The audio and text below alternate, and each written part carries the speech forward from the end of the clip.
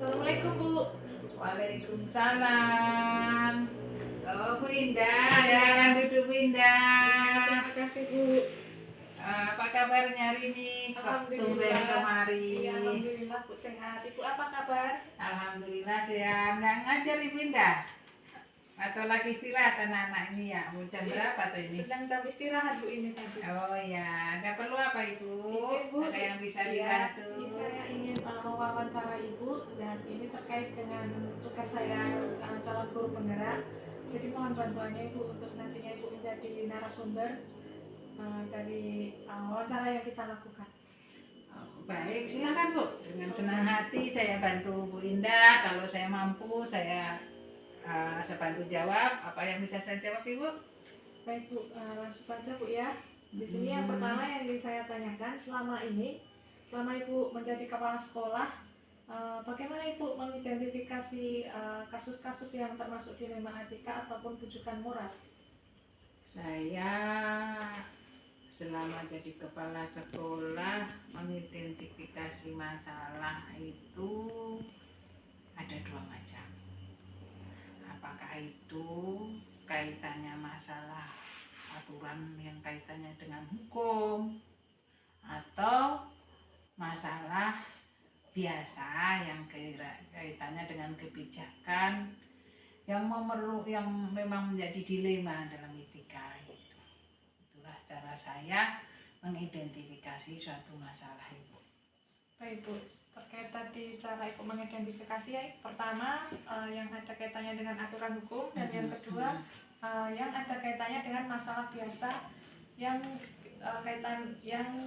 berkaitan dengan kebijakan. Nah, terkait dua hal ini Ibu, salah satu kejadian atau kasus yang Ibu hadapi ini seperti apa? Kalau kasus banyak ya Bu Indah ya. Iya. Saya kan udah lama jadi kepala sekolah.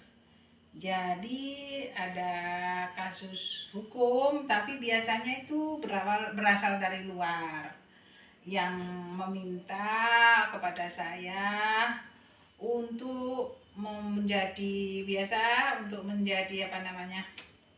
semacam penerjemah, mengkomunikasikan kalau anak berkebutuhan khusus itu sedang kena kasus.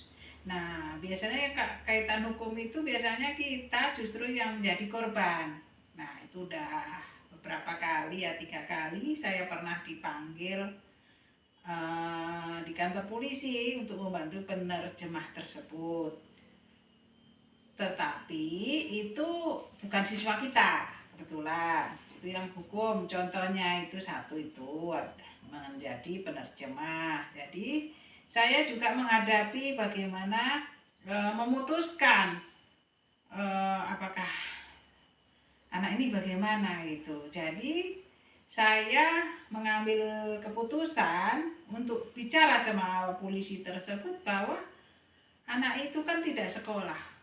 Mereka memang tidak bisa bicara karena kebetulan anak kereta dasi Mintang, dan mereka cenderung tidak sekolah dan kita tidak tahu bahasa dia itu kan bahasa baku dia dengan orang tuanya, dan cenderung orang tuanya yang lebih dominan untuk bicara, bukan anak tersebut. Jadi saya mengambil keputusan hanya sebatas mendampingi sampai di situ bahwa dia anak tunagrahita dari ciri-ciri yang saya ketahui dan saya identifikasi, itu aja dari situ, dari yang secara hukum contoh nomor 1. Kemudian contoh nomor 2 ada juga mengenai dilema etika. Itu banyak kalau mengenai dilema etika. Kalau tadi secara hukum ya. Nah, kalau dilema etika itu banyak banget. Contohnya misalnya guru yang permisi, itu pasti itu anaknya sakit. Kemarin permisi, anaknya sakit juga, udah 2 hari. Nah, ada guru piket, ternyata guru piketnya juga anaknya sakit. Nah, gimana saya itu dilema bagi saya itu untuk memutuskan mengizinkan enggak. Sementara dia ada juga ini dilema etika.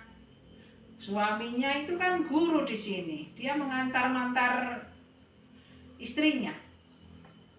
tugas dia kan di sini mengajar. Ya, anak terlantar, pekerjaan terlantar, dia dengan santainya tidak sekolah. Nah, saya pun kan itu dilema bagi saya. Terakhir bagaimana saya memutuskan? Nah, saya tidak mau semua rugi dong. Jadi saya memutuskan guru piket yang anaknya sakit, itu yang anaknya sakit, guru itu yang anaknya lagi sakit, untuk diampu oleh baik anaknya sakit maupun lagi untuk diampu oleh guru satu kelasnya, satu lokalnya. Lalu bagi satu guru lagi yang sedang permisi, bukan karena sakit ya, mengantar istrinya, mengantar kawannya, itu dilema etika bagi saya kepala sekolah. Mungkin tidak menyadari, misalnya Bu Indah juga melakukan seperti itu kan. Itu nanti suatu saat Bu Indah kalau jadi kepala sekolah menjadi suatu dilema, kayak mana mau memutuskan. Ya, konsekuensinya boleh nggak masuk, tapi kamu harus mengerjakan tugas di luar itu, harus selesai, nggak boleh bilang nggak gitu.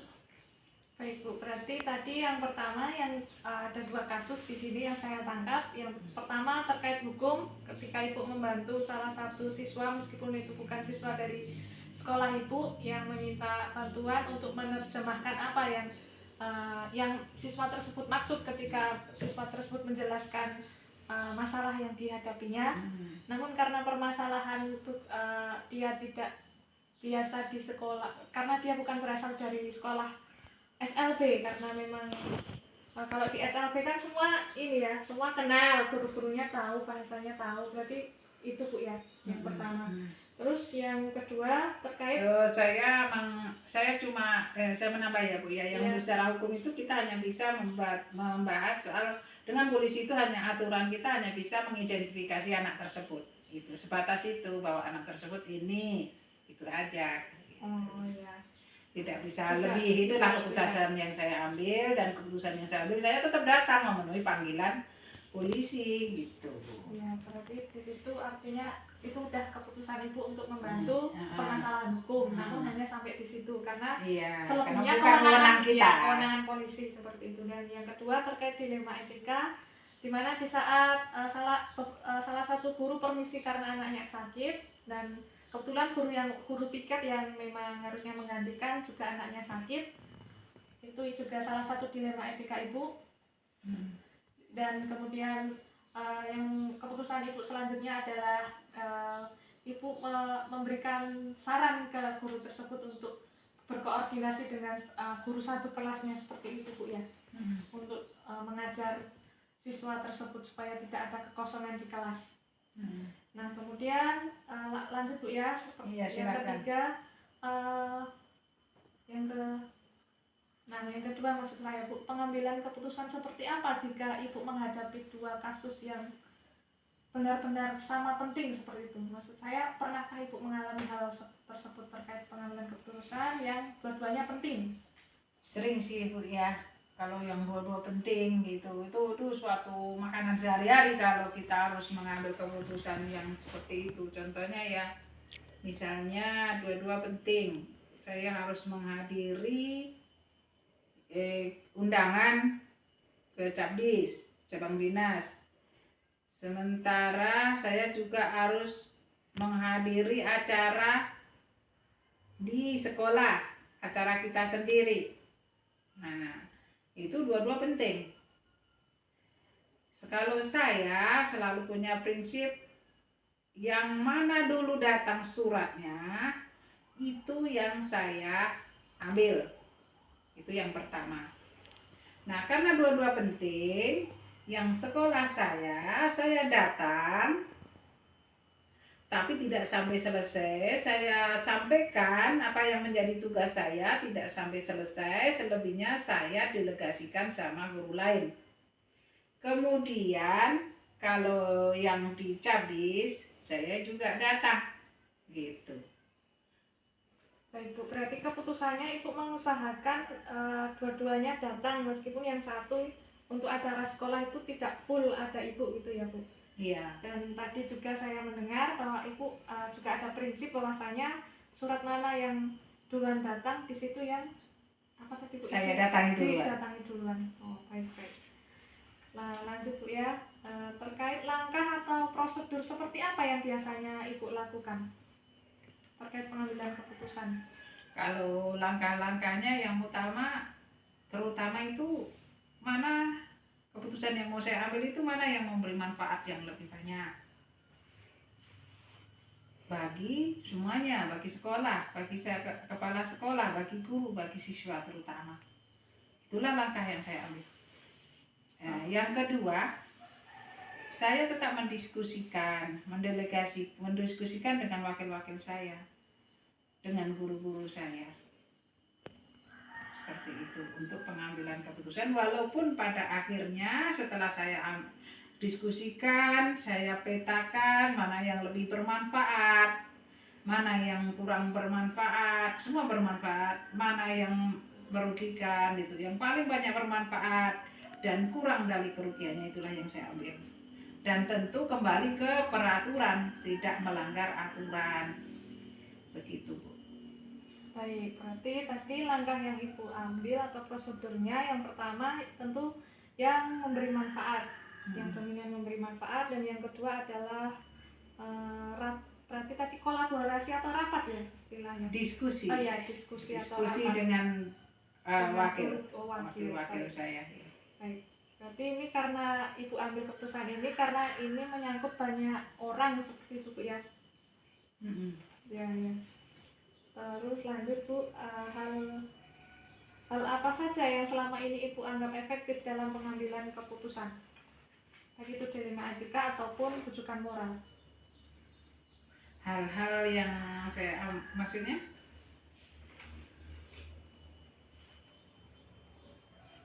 Hal efektif mana yang Hal apa saja yang selama ini Ibu anggap efektif dalam pengambilan keputusan? Hal-hal yang saya ya menganggap apa yang saya lakukan itu udah efektif Bu Indah. Karena saya selalu pertama diskusi, selain yang pertama melihat masalah itu mana, memetakan masalah itu mana yang banyak manfaatnya, mana yang merugikan, itulah yang banyak manfaatnya. Baik, berarti banyak analisis. Iya, memetakan. Ya, kita harus memetakan, mendiskusikan. Baik. Dan salah satu yang menjadi yang menurut Ibu efektif, salah satunya dari yang memberi banyak manfaat. Iya. Dan meminimalisir kerugian. Baik.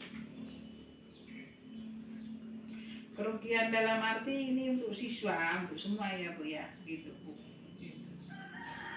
Baik Bu. Selanjutnya, kemudian selama ini yang menjadi tantangan Ibu dalam pengambilan keputusan ini apa Bu kiranya? Kalau yang jadi tantangan saya itu banyak ya. Apalagi misalnya kita harus yang tertulis dan nggak tertulis. Kita harus seperti tadi, misalnya guru permisi, itu menjadi tantangan saya. Antara mengizinkan dan nggak mengizinkan, itu tantangan bagi saya. Mengambil keputusan izinkan nggak. Seperti itu tantangan. Tantangan berani dosa. Bagi saya itu tantangan berani dosa, karena dia tidak mengerjakan pekerjaan pekerjaan sekolah. Itu pimpinan itu kan pimpinan itu amanah, pimpinan itu kepala. Nah, kalau misalnya anak buahnya dosa kan otomatis kepalanya ikut berdosa. Itulah yang menjadi tantangan saya, gimana supaya itu kan dilema Windah, dilema gimana saya mengambil keputusan ini gitu. Kalau guru sering permisi itu dilema bagi saya, itu tantangan tersendiri itu dibanding masalah-masalah yang lain gitu. Baik Bu. Berarti tantangannya lebih kepada konsekuensi dari keputusan yang Ibu ambil ini ya? Iya, betul Windah. Lanjut yang nomor 6. Apakah Ibu memiliki jadwal ketika Ibu mendapatkan dilema etika? Maksudnya apakah Ibu memiliki kayak terkait keputusan ini baiknya saya pikir bisa dilaksanakan besok gitu. Saya kalau keputusan memang nggak bisa menunda-nunda. Kalau misalnya sekarang berisi ya sekarang di situ yang ambil keputusan gitu Bu. Oh, baik Bu. Berarti menyesuaikan apabila Iya menyesuaikan ya, tergantung balik lagi. berat enggaknya mana siapa saja yang terlibat. Kalau yang melibatkan banyak orang mesti orang tua murid, mesti guru, mesti masyarakat. Contohnya memutuskan untuk saat sekolah kita itu kena salah satu masalah ini ya, kena pohon tumbang pohon tetangga, itu kan suatu keputusan yang harus segera saya ambil. Apa keputusan yang harus saya ambil? Saya harus ambil keputusan yang pertama, memanggil semua yang ada di situ sebagai saksi, baik dari pihak saya maupun pihak yang punya pohon atau masyarakat, itu harus menjadi saksi. Di situ saya langsung foto, di situ saya buat laporan, itu keputusan saya, buat laporan ke atas. Nah itu kan harus memutuskan gimana ini nggak mengganggu. Nah setelah dipoto dia apa baru kita langsung putuskan untuk membersihkan gitu. Baik Bu, berarti ini pertama tadi yang saya tangkap menyesuaikan dengan masalahnya, dan yang kedua apakah menyangkut banyak orang atau tidak. Kalau menyangkut ya langsung tindakan atau keputusan Ibu ya langsung seperti menghubungi itu tadi ya. Iya. Baik. Lanjut Bu, terkait faktor-faktor apa saja yang mempermudah Ibu dalam pengambilan keputusan? Faktor-faktor yang mempermudah itu terutama kita belajar 9 prinsip ya bukan? Iya. Itulah yang mempermudah. Apa saja bidang. Nah, pokoknya mengenai dari 9 prinsip tersebut saya harus gunakan. Iya. Nah itu yang mempermudah saya. Yang kedua saya mendiskusikan dengan yang konkretnya, mendiskusikan selain dari 9 prinsip pengambilan keputusan yang harus saya ambil. Berarti nanti juga ada kaitannya dengan 4 paradigma dan juga 3 prinsip. Maaf Bu, yang 9 tadi masuk 9 langkah berarti ya? Iya. Iya. Baik Bu. Selanjutnya dari apa yang telah Ibu sampaikan tadi, pelajaran apa yang Ibu petik dalam pengambilan keputusan dilema etika yang pernah dilakukan? Dalam pelajaran yang saya ambil itu, saya lebih banyak tidak mau merugikan orang lain. Saya lebih banyak manfaat ke orang lain dalam mengambil keputusan. Itu dari pelajaran semua yang saya ambil. Baik, berarti sangat luar biasa Bu ya, karena Ibu mengutamakan kepentingan bersama dan mengutamakan manfaat dari pertimbangan yang Ibu lakukan itu, maksud saya pengambilan keputusan yang Ibu lakukan itu mempertimbangkan manfaat yang lebih banyak didapatkan. Baik Bu, mungkin itu saja yang saya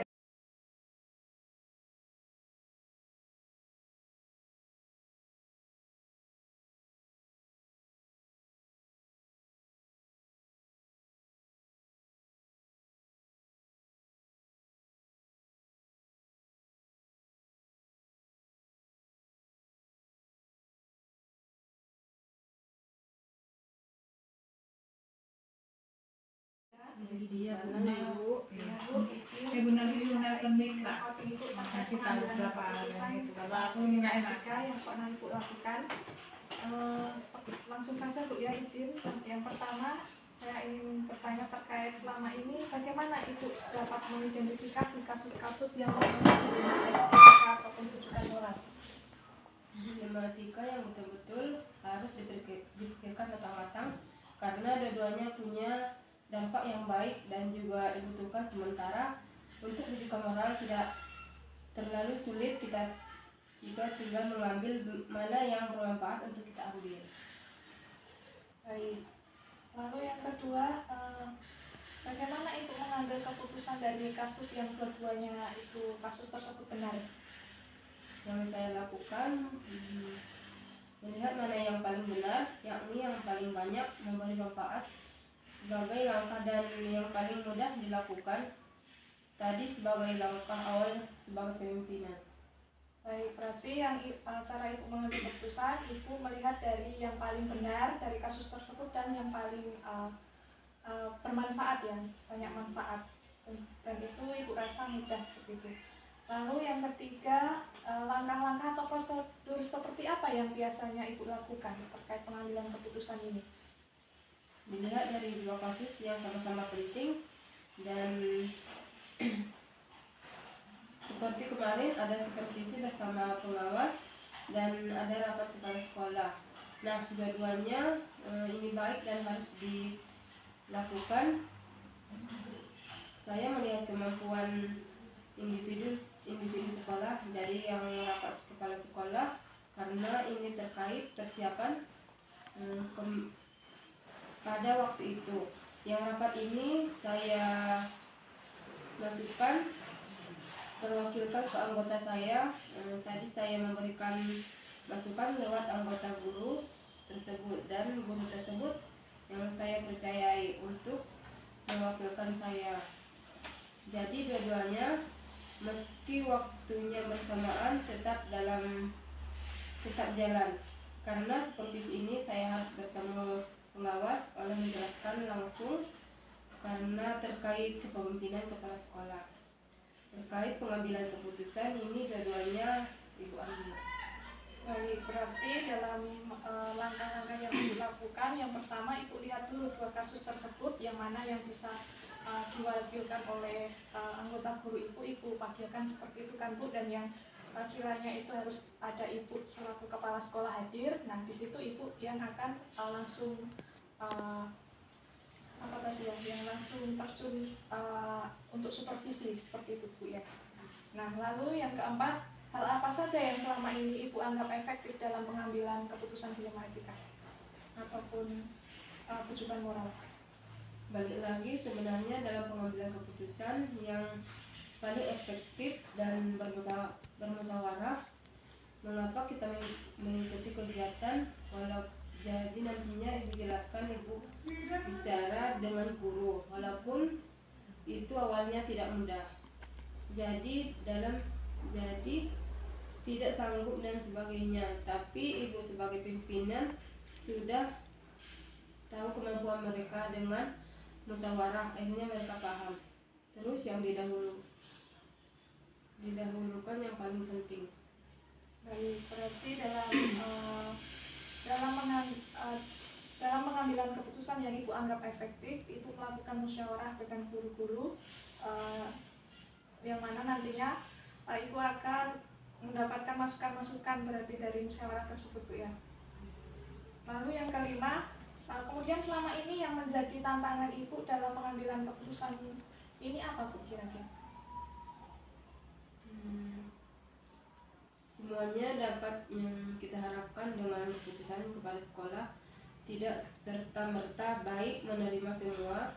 Jadi pasti ada penolakan atau keputusan tersebut mau tidak mau harus diambil di waktu bersamaan, harus dipikirkan di waktu yang sangat dekat. Balik lagi seperti kasus saya tadi, penyelesaiannya dengan bermusyawarah. Baik, berarti tantangannya itu yang saya tangkap berarti kadang ada penolakan seperti itu. Namun untuk menghadapi itu Ibu harus tetap mengambil keputusan seperti yang Ibu tadi dalam kasus itu dengan bermusyawarah. Nah, kemudian apakah Ibu memiliki jadwal ketika Ibu mendapatkan kasus seperti dilema etika tersebut? Sebetulnya kalau jadwal tidak, jadi spontan, manakala ada hal yang memang harus diselesaikan pada saat itu juga yang diselesaikan. Tapi kalau kasusnya ini bisa kita selesaikan besok, jadi kita pikirkan dulu bagaimana langkah-langkah yang terbaik. Berarti ada jadwal yang kita bermusyawarah lagi, kita bicarakan tergantung nanti. Baik, berarti dari yang saya dengar Ibu sudah berpengalaman dalam pengambilan keputusan mana yang kiranya harus tetap diambil dan mana yang kiranya memang kalau memang kasus tersebut masih bisa besok dilakukan, maka Ibu akan jadwalkan seperti itu. Nah, lalu yang pertanyaan selanjutnya, faktor apa saja yang mempermudah Ibu dalam pengambilan keputusan? Ada yang pertama, Ibu kan kepala sekolah baru yang jadi yang berhubungan dengan kepala sekolah, Ibu pasti sering dulu minta pendapat senior yang pernah di sini bagaimana kekuatan sekolah terutama yang berhubungan dengan sumber daya. Baik, berarti Ibu selalu mengkomunikasikan segala hal yang berkaitan dengan pengambilan keputusan kepala sekolah jika memang itu diperlukan seperti itu Bu ya.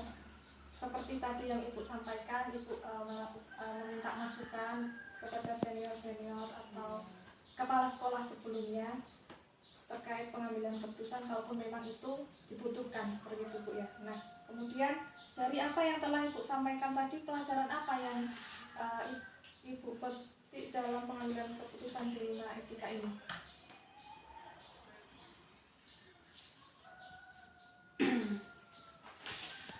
Nanti edit aja.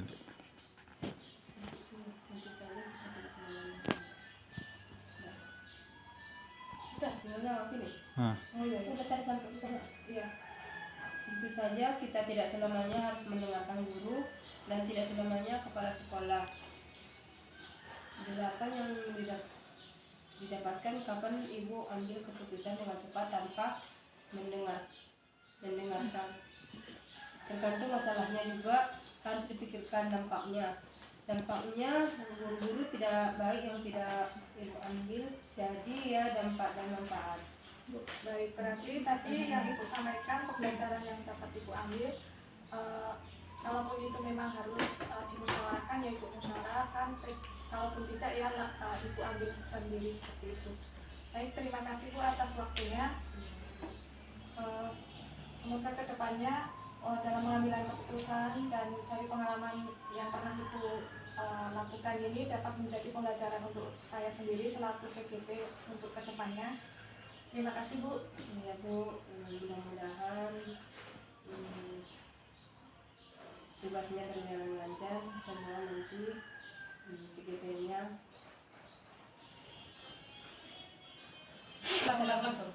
Ya, terima kasih. Ya, nggak apa-apa. Ulang lagi. Berjalan dengan lancar, sukses selalu. Wassalamualaikum warahmatullahi wabarakatuh. Udah. Mudah-mudahan acaranya lancar dan sukses selalu. Terima kasih Bu. Saya pamit dulu. Ya Bu, sama-sama.